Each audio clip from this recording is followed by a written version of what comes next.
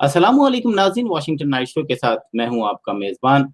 आज का प्रोग्राम पीके 8303 की जो मीडिया और लीगल टीम है वो भी हमारा प्रोग्राम देखेगी और इसमें जिन लोगों के प्यारे खोए हैं उनमें से भी कुछ लोग हमारे साथ हैं।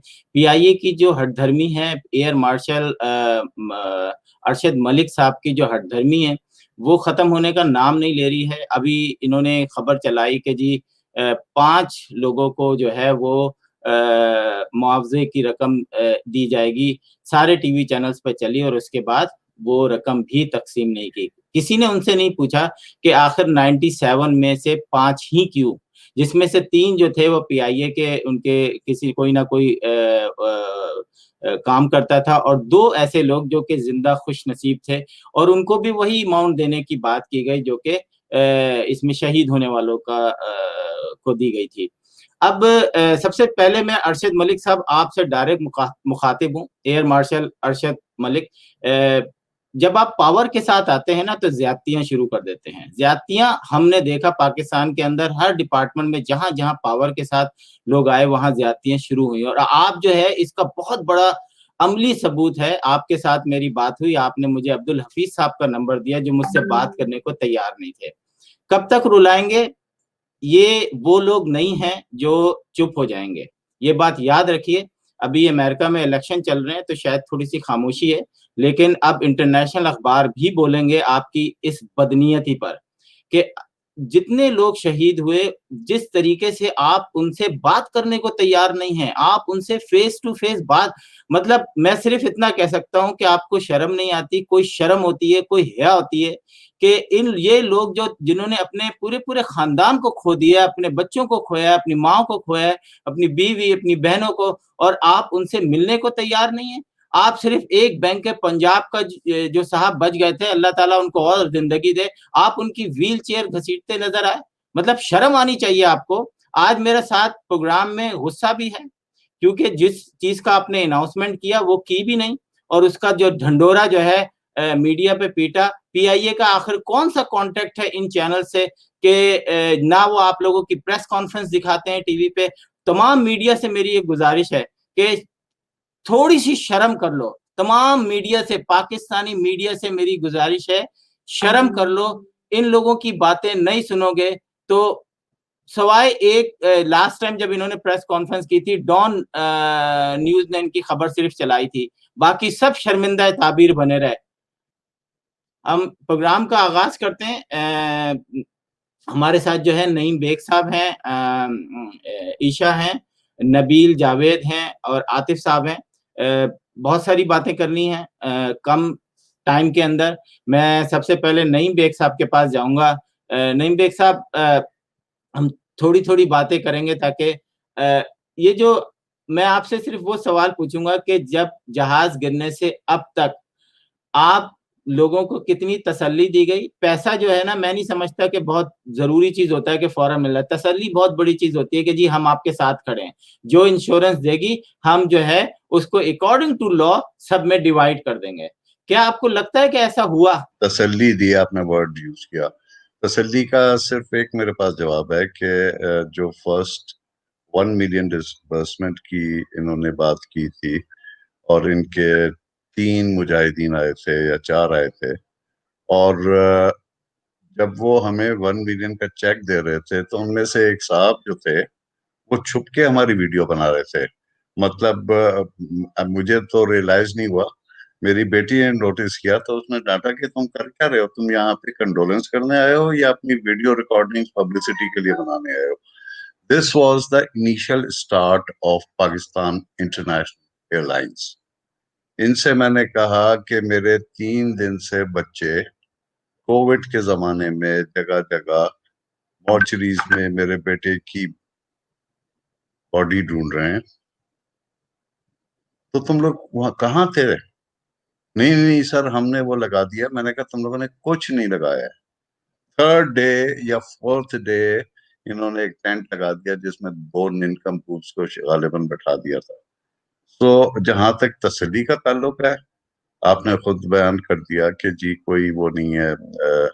कांटेक्ट हमसे करने की कोशिश हम लोग बेतहाशा करते रहे, हम्बली करते रहे, समझाते रहे कि भाई हम लोग बहुत तकलीफ में हैं, तुम लोग इंश्योरेंस की बात कर रहे हो, वो अनदर कंट्रोवर्सी है जो मेरे दोस्त यहाँ बैठे हुए हैं वो ज्यादा बेहतर बता सकेंगे, बट तसल्ली is actually the opposite word of what has been done with us. Thank you very much. Thank you. Isha, आपके पास आऊंगा। लास्ट टाइम आपने बहुत जबरदस्त बात की थी जो प्रोग्राम में, और मेरा ख्याल है कि एक लड़की होने के नाते इतना ब्रेव मतलब बयान दिया आपने। मैं चाहूंगा कि उस वक्त से और अब तक आपने क्या देखा, कहीं इनको कोई ऐसी फीलिंग्स आई कि इन 95 या 92 लोगों को जो है हम जो है तसल्ली दे दें और इनको हकीकत बताएं कि हमारे पास क्या इंश्योरेंस के पैसे आए, किस तरह सामान की डिस्ट्रीब्यूट, कुछ ऐसी बात हुई? जो है हमारे साथ अभी तक कुछ भी उनकी बात नहीं हुई ना। तसल्ली तो बहुत दूर की बात है, उन्होंने तो हमसे बात करना भी गवारा नहीं समझा, ना बात करने की उन्होंने कोशिश की। जब हम में से एक लेडी थी, उन्होंने बहुत जद्दोजहद करके जब वो सिविल एविलेशन वालों तक पहुंची, गुलाम सरवर के पास, उनका जो इतना रूड बिहेव था कि वो टेबल पे मुक्के मार मार के उस औरत के सामने बात कर रहे थे कि मर गया तो मर गया, क्या हुआ, आप भी मर जाएंगी या आपके बच्चे भी मर जाएंगे, हमने जिंदा थोड़ी ना रहना। मतलब इस गवर्नमेंट का ये रिएक्शन था उस लेडी के सामने बात करने, और जिस कंडीशन में वो गई थी वो बस उनकी बातें सुनती रही। मीन्स कि इतना रूड बिहेव कि अगर उनके साथ उसका कोई वो जेंट्स नहीं होता तो वो शायद उस लेडी पे हाथ भी उठाता। Oh my God, oh my God. और जब हमारी सीईओ से मेरी मदर के साथ जो है मुलाकात हुई, अरशद मलिक साहब के साथ, तो अरशद मलिक साहब का रिएक्शन था कि वो कह रहे थे कि जी 2.5 महीने के बाद मैंने आपसे मुलाकात की और मैं आपको इसीलिए इग्नोर कर रहा था क्योंकि मेरे पास इसका कोई जवाब नहीं है, आप लोग बिल्कुल सही है, ह्यूमन एरर था, गफलत हुई है, लेकिन मैं अब कुछ नहीं कर सकता, मेरे हाथ में कुछ भी नहीं है, मेरे पास इसका कोई जवाब नहीं है, तो मैं आपको क्या जवाब दे सकता हूँ, मेरे पास आज के ज़माने में सैलरी देने के भी पैसे नहीं। वो ये कहते हैं, वाह वाह, वो ये कहते हैं कि जहाँ मैंने 50 मुझे रिक्रूट करने थे तो वहाँ मैंने 500 कर लिए, तो अब मैंने 450 को गोल्डन हैंडशेक के साथ उनको रिमूव कर, उनको गोल्डन हैंडशेक दे। जी बिल्कुल, वो आपने ये कहते हैं। बिल्कुल आपने मुझे बताया था। एक मिनट, जी जी, आप कुछ कहना चाह रहे हैं? अभी ईशा ने जो बात की है ना कि मेरे पास तनख्वाहें देने को नहीं है, I just want to question the CEO कि इनकी तो माशाल्लाह पर्क्स, सैलरीज और क्या क्या पूरा मीडिया में छपा था। हाउ कम कि आपके पास अपने एम्प्लॉइज के पैसे देने को नहीं है, आप फायर कर रहे हैं अपने एम्प्लॉइज को और आप खुद इतनी बड़ी सारी सैलरी ले रहे हैं। This is, thank you very much for giving me the time. This ये what I wanted salary to के से। साथ बेनिफिट्स हैं, वो सैलरी से भी। जी ईशा। इनसे मैंने बिल्कुल यही सवाल किया था कि आप जो है क्यों आपके पास सैलरी देने के पैसे नहीं है, आपके पास तो इंश्योरेंस की अमाउंट आनी है। आपने तो देखिए ये भी कुछ जिससे हमें बताया नहीं है कि कितनी अमाउंट आएगी, कितने लोगों में आप किस तरह वो किस बेस पे आप डिस्ट्रीब्यूट करेंगे हम 97 लोगों को, आपने तो ये भी नहीं बताया है। और कह रहे हैं कि नहीं नेक्स्ट प्रीमियम जब हम पे करेंगे ये सारा डिस्ट्रीब्यूट करने के बाद तो वो फिर डबल हो जाएगा, ट्रिपल हो जाएगा। तो मैम ने सर डबल ट्रिपल प्रीमियम कैसे हो सकता है, प्रीमियम तो एक ही चलता है, प्रीमियम तो आपका वही चलेगा, ये तो आपको बेसिकली क्लेम अमाउंट दे रहे हैं ना, और वो क्लेम अमाउंट कितनी दे रहे हैं ये आपने हमें बताई नहीं है। और एज पर लॉ मार्च के लेटर के हिसाब से वो मार्च के लेटर तो सीईओ साहब मानते ही नहीं है, हालांकि हमने उनकी वेबसाइट से ही उठाया है। उसमें लिखा हुआ है क्लियरली कि इंजर्ड पीपल्स का 2.5 लाख एसडीआर है और पर एसडीआर 230 है। इट मीन्स के 5 करोड़ 80 लाख है इंजर्ड पीपल्स पे, तो डेड बॉडीज पे तो फिर आप जो है कोई अमाउंट फिक्स ही नहीं है, वो तो फिर 5 करोड़ से 80 लाख से भी ऊपर है, उसका हिसाब किताब का है। जी नाज़रीन, अब हम आतिफ के पास चलते हैं। आतिफ के पास इंश्योरेंस की काफ़ी इन्फॉर्मेशन है। मैं चाहूँगा कि कम टाइम में आतिफ ज़्यादा से ज़्यादा पॉइंट्स को जो है वो कवर करें कि किस तरीके से पीआईए जो है खुल के किस तरीके से इन लौहाकिन को जो है परेशान कर रहे हैं, जिन्होंने जो कि एक्सक्यूज़ मी, जो कि मतलब मैं बयान नहीं कर सकता, मुझे हैरत होती है कि मैं यहाँ से बैठकर इतना इन लोगों के लिए दुखी हूँ, तो वहाँ पे इनकी फैमिलीज़ के ऊपर किस तरह गुज़र रही होगी कि अब्दुल हफ़ीज़ जैसे लोगों को आपने स्पोक पर्सन बनाया हुआ है, जो कि किसी काबिल नहीं है, बात करने को तैयार नहीं है, लॉजिकल बात तो कर ही नहीं सकते वो किसी भी सूरत में। उनकी मैंने जितनी भी वीडियो देखी, वो समझ रहे हैं कि पता नहीं वो बनाना रिपब्लिक में खड़े हुए हैं और जो वो कह रहे हैं वो कानून है। एयर मार्शल साहब जो हैं, क्योंकि इनके ऊपर है, एयर मार्शल के साथ क्योंकि पूरी फोर्स है, तो सबसे उनकी हालत खराब हो रही है और कोई जो है किसी से बात करने को तैयार नहीं है। आतिफ, क्या कहेंगे आप इंश्योरेंस के बारे में, किस तरीके से ये परेशान कर रहे हैं? जी। बहुत शुक्रिया कि आपने हमें इतना टाइम दे रहे हैं, क्योंकि मैंने अभी तक देखा है कि कोई भी मीडिया जो है ना, जी कोई मीडिया जो है ना, मेरे ख्याल से अब तक जो है ना वो हमारे साथ खड़ा नहीं हुआ, सिर्फ आपके अलावा, ठीक है ना। और मुझे उम्मीद है कि आप आखिरी वक्त तक हमारे साथ खड़े रहेंगे। अच्छा, मैं आपको इंश्योरेंस के हवाले से पहले मैं ये बता दूं कि ये सवाल पैसों का नहीं है हमारे नजदीक, ठीक है ना। हम ये नहीं चाहते कि हमें इंश्योरेंस का इतना पैसा मिल जाए, हमें ये इंश्योरेंस का तो बिल्कुल वो नहीं है। हमें जो है ना, क्या कहते हैं, पीआईए का सिस्टम जो है ना, वो स्ट्रक्चरिंग जो है वो हमें चेंज करनी है, ठीक है ना। हमें वही वही वाली पीआईए दोबारा चाहिए हमें, जिसमें लोग सफर करने में ना कहते थे कि यार पाकिस्तान की यार पीआईए जो है ना बहुत अच्छी है सर्विस की, ठीक है ना। लेकिन अब तो कोई बैठना भी उसके अंदर गवार नहीं करता, यार ऐसा ना हो कि कब ये हमें जो है ना, क्या कहते हैं, ऊपर पहुंचा देंगे, ठीक है ना। जिंदगी मौत तो अल्लाह के हाथ में, लेकिन पीआईए के अंदर करप्शन इतनी ज्यादा हो गई है कि ना मेंटेनेंस डिपार्टमेंट, चाहे वो क्या कहते हैं इंश्योरेंस डिपार्टमेंट, चाहे वो मार्केटिंग डिपार्टमेंट, ये हमारे साथ जो है ना, ये फर्स्ट टाइम जब हमें बैगेज लगेज का मसला हुआ था, जब ये हमें सामान नहीं दे रहे थे, तो उस वक्त ये मैंने कुछ डॉक्यूमेंट्स जो है ना वो इंश्योरेंस के डॉक्यूमेंट्स मैंने निकलवाए थे। मैंने असल में ये जानना चाहा था कि आखिर ये हमें जो है ना ये सामान क्यों नहीं दे रहे, ठीक है ना। हमारा अपने प्यारों का सामान है, तो हमें क्यों नहीं दे रहे ये वहां उस वक्त तो हमें कुछ मालूम नहीं था कि कितनी अमाउंट है, कितनी अमाउंट देनी है हमें ये, लेकिन हम तो ये समझते हैं 50 लाख की अमाउंट है, वो हमें मिल जाएगी, ठीक है, चले कोई बात नहीं, प्यार तो हमारे जो ना बेचारा क्या कहते चलेगा। लेकिन हमने कहा यही सोचा हुआ था, अब ऐसा जो भी है, लेकिन जो है ना, क्या कहते हैं, हमें जो है ना इनसे पहले तो सबसे पहले जो है ना इनसे सामान रिकवर करना है जो हमारे प्यारों का है। तो हमने इंश्योरेंस को तो हमने बिल्कुल भी वो नहीं किया, लेकिन ना कितनी अमाउंट है मैंने अच्छा, इसके पीछे क्या बैकग्राउंड क्या था वो मैंने जानने की कोशिश की, आखिर में मसला क्या है। मैंने इंश्योरेंस के डॉक्यूमेंट मंगवाए एनआईसीएल से। एनआईसीएल को पता नहीं था कि वो हमने क्यों डॉक्यूमेंट मंगवाने, क्या है, वहां से मंगवाया डॉक्यूमेंट। वो मैंने अब्दुल हफीज को दिखाया। अब्दुल हफीज को मैंने दिखाया, मैंने देखो ये उस वक्त की बात है जब मैं आरिफ और सब हम लोग वहीं खड़े हुए थे। तो अब्दुल हफीज ने कहा डॉक्यूमेंट्स आपके ओरिजिनल हैं, स्टैम्प लगी हुई है, ठीक है ना। तो इसका मतलब ये हुआ कि ना डॉक्यूमेंट्स में जो उन्होंने जो वैल्यू लिखी हुई थी इंश्योरेंस की, ठीक है ना, तो उसके मुताबिक जो ना अगर 21 दिन के बाद हमें वो लेट मिलता है, या हमें जो ना क्या कहते हैं 21 दिन के अंदर जो है वो मिलता ही नहीं है अभी, तो उसमें अलग अलग इंश्योरेंस की अमाउंट दी हुई थी, ठीक है ना। तो अब मैं हैरान इस बात को हुआ था, अब्दुल हफीज ने ये कहा कि मेरे पास जो है ना जो इंश्योरेंस का जो क्या कहते हैं जो पॉलिसी का जो वो है लेटर है, वो तो मेरे पास दूसरा है। तो मैंने कहा इसका मतलब है आपके पास, यानी आपका इदारा आप ही से इंश्योरेंस की वो छुपा रहा है। चलेगा यार, ये हो सकता है, पॉसिबल है, लेकिन उन्होंने अपना लेटर दिखाया जो इंश्योरेंस का था, ठीक है ना, उसमें अमाउंट कुछ लिखी हुई थी। तो यानी इसका मतलब मैंने कहा इसका मतलब आप ही के इदारा आप ही से छुपा रहा है चीजें ना। चले कोई बात नहीं, लेकिन अब आप मुझे बताएं कि ना ये सामान हमें आप कब देंगे।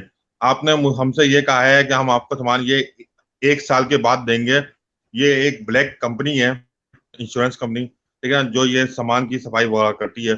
उसके बाद आपको 1 साल के बाद ये आपको ये सामान मिलेगा, ठीक है ना। तो मैं सही, आप हमें 1 साल के बाद सामान दे दीजिएगा, मुझे बस सिर्फ लिख कर दे दें, ठीक है ना, कि ये बस मुझे सामान चाहिए। तो कह रहे हैं आपको सामान से क्या करना है, वो तो बहुत ज्यादा क्या कहते हैं आयल में है, और 10 काफी में जो ना आयल लगा हुआ, और वो आपके काबिल नहीं है सामान। मैंने कहा एक बात बताएं, हमारे अपने प्यारों की डेड बॉडीज कितने खराब हालत में थी, तो क्या हमें कोई ऐसी चीज हुई, कोई भी चीज हुई ना, आपने तो जैसे तैसे जो हमारी हेल्प भी नहीं की, और हमने अपनी मदद आपके तहत जो है ना डेड बॉडी जो ली है। तो अब आप हमें बस जो है ना क्या कहते हैं, ये सामान भी हमें चाहिए। तो उन्होंने कहा सही है, हम मैनेजमेंट से बात करते हैं। अच्छा, अगले नेक्स्ट मॉर्निंग है ना, हमें आरिफ को हमारे कॉल आ गई थी कि आपको ये सामान जो है ना, ये आपको क्या कहते हैं विदिन 15 डेज मिल जाएगा।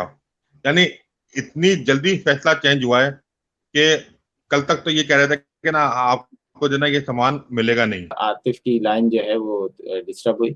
मैं चलूंगा नबील जावेद साहब के पास जाऊंगा। नबील साहब, बहुत बहुत शुक्रिया आपका। नबील साहब, आप बताएं कि जो आपके साथ एक्सपीरियंस हुआ है अब तक का, और जो आपको बातें पता हैं और आप शेयर करना चाहते हैं पब्लिक से, और पीआईए के जो करतूत हैं, जो वैसे तो हमारे बड़े बड़े जितने भी इदारे हैं जो इस तरह के हैं, पीआईए हुआ, स्टील मिल हुआ, वहां पर यही हाल है। लेकिन मैं चाहूंगा कि इस वक्त हम पीआईए की बात करें, तो बताइए जी। Thank you so much Asim Siddiqui साहब for inviting me the show. और माशाल्लाह आपका प्लेटफॉर्म बड़ा ज़बरदस्त है। इससे जो है लोगों को अपनी आवाज़ और अपनी बात बताने का, पब्लिक को अच्छा मौका मिलता है। देखिए, जहाँ तक पीआईए की बात है, पीआईए का अभी अभी रिसेंटली मामला तो ये है कि it is being hijacked by the military. आप कह लें कि उसको एयरफोर्स ने कू किया हुआ है, और टोटल जो मैनेजमेंट उसकी है, टोटल जो कंट्रोल है, हर डिपार्टमेंट का जो हेड ऑफ डिपार्टमेंट है, जिसमें आईटी हो गया, जिसमें फाइनेंस हो गया, जिसमें इंजीनियरिंग हो गया, जिसमें इनकी ट्रांसपोर्टेशन वाले हो गए, इनका चीफ ऑपरेटिंग ऑफिसर हो गया, इनके सीईओ हो गया, ये तमाम के तमाम जो हैं इस टाइम सर्विंग एयरफोर्स के लोग आए हुए हैं। और आप तो बेहतर समझते इस चीज़ को होंगे कि जो मिलिट्री बैकग्राउंड से लोग होते हैं, they can not run a business organisation. क्योंकि जो पीआईए बना था 19 जो इसका जो एक्ट है 1957 का एक्ट है पीआईए का, वो इस बेस पे बनाया गया था कि this airline is been made for the cheap transportation of the public. ये कभी भी बिजनेस पर्पस के लिए नहीं बनाया गया था। और जब ट्रांसपोर्टेशन की बात आती है तो ट्रांसपोर्टेशन वही कर सकते हैं जिनके पास कमर्शियल एविएशन का एक्सपीरियंस है। अगर आप इसको लेके जाएं सिविल एविएशन जो है रूल्स 1994 के तहत, इसको लेके जाएं सिविल एविएशन ऑर्डिनेंस 1982 में, या पीआईए एक्ट जो है 1957 का देख लें, या उसके बाद इन्होंने 2016 में पीआईए को कॉर्पोरेशन से कन्वर्ट कर दिया, पब्लिक लिमिटेड कंपनी में कन्वर्ट कर दिया, जिसमें 80% शेयर होल्डिंग फेडरल गवर्नमेंट की आ गई और बाकी 20% शेयर होल्डिंग जो है वो प्राइवेटाइज की है, और इसको कन्वर्ट कर दिया एक कॉर्पोरेशन से पब्लिक लिमिटेड कंपनी के अंदर। अब क्यों कन्वर्ट किया गया? कन्वर्ट इसलिए किया गया ताकि बेहतर बिजनेस रन कर सके। लेकिन ये एक बड़ी कॉमन सी बात है कि ये वही लोग रन कर सकते हैं जिनको कमर्शियल एविएशन का एक्सपीरियंस है। इससे मुराद ये है कि आप अच्छे लोग हायर करें, एडवर्टाइज करें। दुनिया जहां से कितने हमारे पाकिस्तानी हैं जिनको कमर्शियल एविएशन का एक्सपीरियंस है, हम उनको हायर क्यों नहीं करते? क्या जरूरत पड़ती है हमें इस चीज की कि हम डेपुटेशन पे जो है मिलिट्री एक्सपीरियंस लोगों को लेके आए जिनका जीरो एक्सपीरियंस है to run a commercial organisation? देखिए, एयरफोर्स को चलाना और किसी अदारे को बिजनेस के लिए चलाना, उसको एडवर्टाइज करना, उसको इंटरनेशनल लेवल पे लेके जाना, ये दोनों जमीन आसमान का फर्क है। इसकी एग्जांपल, बड़ी सिंपल एग्जांपल ऐसे है कि दुनिया में किसी भी एयरलाइन को, पाकिस्तान एयरलाइन के अलावा किसी भी एयरलाइन में देख लें, आप अमेरिका में देख लें, इंग्लैंड में देख लें, आप ऑस्ट्रेलिया में देख लें, आप दुबई में देख लें, किसी भी एयरलाइन जो है उसमें मिलिट्री एक्सपीरियंस लोग नहीं हैं उसको चलाने वाले। इट्स आप कह लें इट्स 180 डिग्री ऑपोजिट। क्योंकि जो कमर्शियल एविएशन के लोग होते हैं या पायलट्स होते हैं या लोग होते हैं, they are trained for safety and comfort. Military है, they are trained for fight and die. तो इनका एक्सपीरियंस ही टोटल डिफरेंट है। अब इनको बदकिस्मती है हमारी कि मैं यही एयर मार्शल साहब को बार बार, जनाब एयर मार्शल साहब सुन लें आपको सबसे पहले तो बिल्कुल मेरे किसी ने कहा था कि सबसे पहले आपको रिजाइन देना चाहिए, क्योंकि आप एक ऐसी फोर्स से ताल्लुक रखते हैं जिसको कोई कुछ बिगाड़ नहीं सकता। जबरदस्ती आके आप पीआईए पे बैठे हैं, और आप जैसे पता नहीं कितने लोग, जैसा कि अभी ये बता रहे हैं कि मुख्तलिफ डिपार्टमेंट में सर्विंग ऑफिसर्स बैठे हुए हैं, तो इस तरह पीआईए नहीं चल सकती, पीआईए नहीं चल सकती। और मुल्क बदनाम आप भी हो रहे हैं। अब फील करें, शर्मिंदगी फील करें। आप एक इंटरनेशनल टीवी पे बैठ के, अरशद मलिक साहब, आप और आपका इदारा बेइज्जत हो रहा है सिर्फ इस वजह से कि आप उन लोगों के साथ नहीं बैठ रहे। 97 में से आप सिर्फ 2-3 लोगों को आपने ऐलान किया और वो भी नहीं दिया। मतलब शर्म आनी चाहिए। मैं फिर एक दफा कह रहा हूँ पाकिस्तानी मीडिया को कि आप सबको शर्म आनी चाहिए कि PIA का जो 8303 जहाज के बारे में आप बात करने को तैयार नहीं है, क्योंकि आपको ऊपर से प्रेशराइज किया जा रहा है कि अगर एयर मार्शल अरशद मलिक का नाम आया तो हम क्या करेंगे। तो आप डरते रहें, आप लोगों को अल्लाह मियाँ के पास तो जाना है ना, पर जिंदगी भर तो नहीं जिएंगे आप लोग, तो आप लोगों को भी जाना है, हमें भी जाना है, तो याद किया जाएगा। और फोर्सेस के जितने भी लोग हैं, chief of the army staff Imran Khan, इनसे अपील करूंगा कि खुदा के लिए यार बस करें, बस करें। सबसे पहले तो ये एयर मार्शल अरशद मलिक को हटाएं, ये कुछ नहीं कर सकता सवाए बदनामी के। अभी तो आगे आगे देखिए होता क्या है। अब आप लोगों को जाहिल अनपढ़ लोगों से वास्ता नहीं पड़ा है, अभी आप लोगों को पड़ा है वास्ता किन पढ़े लिखे लोगों से, जिनको पैसे की लालच नहीं है, वो PIA का सिस्टम सही करना चाहते हैं। और अरशद मलिक, ये आप लोग सिर्फ थोड़ी देर के लिए होते हैं मेहमान, फिर जो गालियां पड़ती हैं ना आपको रिटायर होने के बाद, वो पड़ेंगी और पड़ती रहेंगी। मैं तो दोबारा प्रोग्राम में जाऊंगा, मैं जब भी ये PIA का वाकया सुनता हूँ, क्योंकि इत्तेफाक से मैंने जिस वक्त ये हुआ था उस वक्त से इसको फॉलो कर रहा हूँ। तो जी कंटिन्यू कीजिए। हाँ, बिल्कुल जी, ये नेचुरल सा फैक्टर है, क्योंकि इसकी रीज़न ये है कि PIA अदारा है, इसको मिनी पाकिस्तान कहते हैं। देखिए, इसकी हिस्ट्री तो ऐसे है कि जब इट वाज़ द एयरलाइन जिसने एमिरेट्स को खड़ा किया, ये वो एयरलाइन है जिसने एमिरेट्स को अपने जहाज़ दिए और दुनिया की one of the toppest airline थी। इसने गोल्डन एरा देखा है, इसने इस पर जंबोज़ थे, बड़े-बड़े जहाज़ थे, इसके पायलट जो थे दुनिया के माने हुए पायलट्स थे। अब आपको तो इल्म में होगा कि जब ये अमेरिकन प्रेसिडेंट की वाइफ ने ट्रैवल किया था इस पे PIA के जहाज पे, when that landed in New York, तो उसमें जब उससे पूछा गया कि हाउ वाज योर एक्सपीरियंस, तो उसने कहा जी great people to fly with. तो यही वो मोटो था PIA का, जिसने आज PIA को कहते हैं great people to fly with. ये वहां से लफ्ज निकला है, यानी ये गोल्डन एरा PIA का था। बिल्कुल बिल्कुल, मैं चाहूंगा प्रोग्राम की क्लोजिंग की तरफ ले जाऊंगा। आप लोगों से क्लोजिंग रिमार्क्स चाहूंगा, अगर आतिफ साहब आ जाते हैं तो हम उनको कंटिन्यू कर लेंगे। लेकिन नईम बेग साहब, मैं आपका माइक खोल रहा हूं, तो आप आखिरी क्लोजिंग रिमार्क्स देंगे। जी, मेरे क्लोजिंग रिमार्क्स ये हैं मेरे दोस्त के, इंश्योरेंस किसने की, क्या PIA ने की हुई थी? इंश्योरेंस के कितने पैसे मिले, क्या ये खुल के बता सकते हैं? और उस इंश्योरेंस की जो डिस्बर्समेंट हो रही है वो किसका डिस्क्रिशन है? क्या ये डिस्क्रिशन है या इंश्योरेंस कंपनी की जजमेंट है? यहाँ पे ये हो रहा है कि लग रहा है कि CEO साहब या बोर्ड ऑफ डायरेक्टर्स अपने फैसला किया कि जी वो बैंक ऑफ पंजाब के CEO को 1 करोड़ दे दो। So what is the balance here? Insurance आपकी नहीं है, ठीक है ना? ये तो मुझे पता है कि PIA की इंश्योरेंस नहीं है, PIA ने ये इंश्योरेंस नहीं की हुई थी, तो ये क्या है, मतलब what is the balance here? This is my closing judgement. बिल्कुल, वहां पर आपको पता ही है तो जो हाल है कि बॉस यस सर, इसको ये दे दो उसको दे दो, कानून तो वहां चलता ही नहीं है, बुकों में होता ही नहीं, लोगों के दिमाग में होता है। अक्ल कुल एक आता है जिसने सारी जिंदगी यस सर नो सर, तो नो सर तो सुना ही नहीं होता है, यस सर ही कहना होता है। और जो वो चाहता भी यही है कि मेरे नीचे वाले सब यस सर कहें। तो ये बिल्कुल नबील साहब की बात सही है कि जब आप PIA के अंदर फोर्सेस से लोग लेकर आएंगे तो PIA का जो आज हो रहा है हशर वही होगा। ईशा, मैं चाहूंगा कि अपने क्लोजिंग रिमार्क्स आप दें। जी, मेरे रिमार्क्स बस यही हैं कि हमारा सिस्टम जो है, इमरान खान साहब देखें, मैं इमरान खान साहब की तरफ मुखातिब कहूँगी कि वो हमारा सिस्टम देखें कि हमारे सिस्टम में चल क्या रहा है, एवोल्यूशन वाले कर क्या रहे हैं खातून के सामने स्पेशली, कि वो किस तरीके का बिहेव कर रहे हैं, उनका बिहेवियर क्या है। CEO साहब इतने एयर मार्शल हैं, वो इतने मीन्स के वो फेसबुक के ऊपर अपने इस तरह के एडवर्टाइजमेंट डालते हैं कि जी वो बहुत बड़ा काम कर रहे हैं, वो बहुत बड़े हैं, लेकिन उनका पीठ पीछे बिहेवियर क्या है ये हम जैसे ही लोग जानते हैं, जिनसे उनकी मुलाकात हो जाती है। क्या तो बस बात, ये सिस्टम किसी तरह ठीक हो जाए।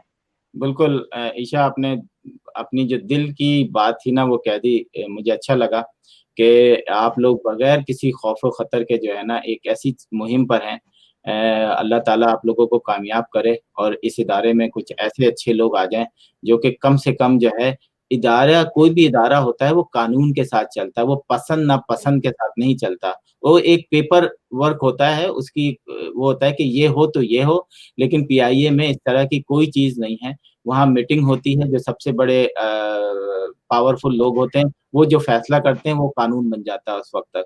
लेकिन आप लोग खड़े रहें, आप लोगों का तारीख में नाम लिखा जाएगा कि अगर आपने पीआईए का लेसन लगता नहीं है। हमारे यहाँ जो हैं वो बड़े बेहिस लोग हैं, देख लीजिएगा कि अभी भी कुछ नहीं होगा। जी नाज़रीन, आज का प्रोग्राम जो था वो PK 8303 जो फ्लाइट मॉडल कॉलोनी में गिरी थी उसके ऊपर था। एक दफ़ा फिर अपनी प्रोग्राम की क्लोजिंग रिमार्क्स में मैं सिर्फ इतना कहना चाहूँगा कि एयर मार्शल अरशद मलिक साहब, आप अगर इंसान हैं, आप में थोड़ी शर्म-ओ-हया है, अगर थोड़ा-सा भी एहसास है कि जब किसी के घर वाले अचानक चले जाएँ, शहीद हो जाएँ, तो उन पे क्या गुज़रती है, और जो आपका रवैया है फौजियों वाला, इसको तर्क करें। आप एक सिविलियन हैं इस वक़्त, आप पीआईए में एक सिविलियन की हैसियत से बैठे हैं, आप वहाँ फौजी नहीं हैं। आप लोगों को इस तरह ट्रीट नहीं कर सकते, जिस तरीके से आप इस वक़्त ट्रीट कर रहे हैं। शर्म आनी चाहिए आपको, कोई शर्म होती है, कोई हया होती है अरशद मलिक साहब। और आपने जिन लोगों को स्पोक पर्सन लगाया हुआ है, अब्दुल हफीज़ जैसे लोगों को, तो पूरा का पूरा इदारे ही बेड़ा गर्क हुआ हुआ है। लेकिन आपको एक बात बताते चलूँ, इस वक़्त आपसे जो लड़ रहे हैं ना, वो आखिरी हद तक जाएँगे, वो किसी लालच में नहीं आएँगे। और हम इंटरनेशनल ओवरसीज़ पाकिस्तानी उनके साथ हैं। पाकिस्तानी सहाफ़ियों को आप खरीद सकते हैं, पाकिस्तानी सहाफ़ियों को आप डरा सकते हैं, पाकिस्तानी सहाफ़ियों को जो है आप बुलाकर उनको अपनी मर्ज़ी का एजेंडा देके, जैसे कि अभी आपने खबर लगाई कि हमने दुनिया में पता नहीं किन-किन चैनल्स पे चला दिया कि जी हम जो है उनको 1 करोड़ दे रहे हैं, ये और वो भी नहीं दिए। तो शर्म आनी चाहिए। इसी अल्फाजों के साथ अपने प्रोग्राम का इख्तिताम करूँगा कि अरशद मलिक साहब शर्म करें, अल्लाह को जवाब देना है। हाँ, अगर आपने अपना मज़हब चेंज कर लिया है, तो फिर आप अपने खुदा को तो जवाब दे फिर भी होंगे, अगर आप मुसलमान नहीं भी हैं।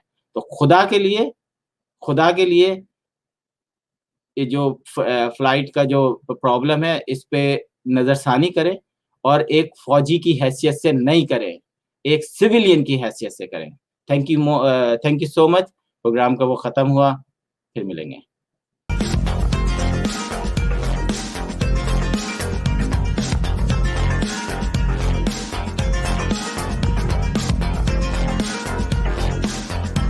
Washington Night Show with Asim Siddiqui.